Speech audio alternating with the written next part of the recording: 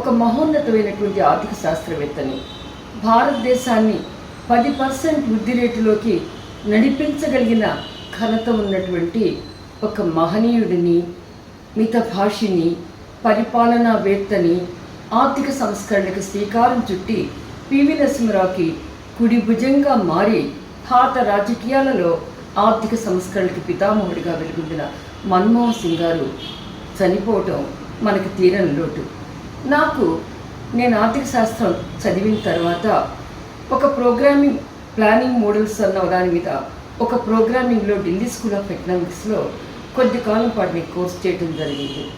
ఆ కోర్సుని మాకు ప్రొఫెసర్గా మన్మోహన్ సింగ్ గారు ఉన్నారు.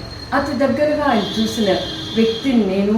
ఆయన కేంద్ర మంత్రి కాకముందు, ఆర్బీఐ గవర్నర్ కాకముందు, యూజీసీ చైర్మన్ కాకముందు, ఇలా ఈ రోజున ఈనాటికి కూడా సాంకేతిక విప్లవ రంగానికి నాంది పలికటమే కాదు, ఒక ప్రజలకు ఆయుధమైనటువంటి సమాచార హక్కునిచ్చేటువంటి ఘనత కూడా ఎన్ని ఒత్తిళ్ళు వచ్చినా, ఎంతమంది ఎన్ని వాగ్బాణాలు సంధించినా కూడా చలించకుండా చిరునవ్వుతో ఏమాత్రం అవినీతి అంటకుండా పనిచేసిన మహోన్నతమైనటువంటి వ్యక్తి. ఆయనకి ఇవే గణనివ్వాలి.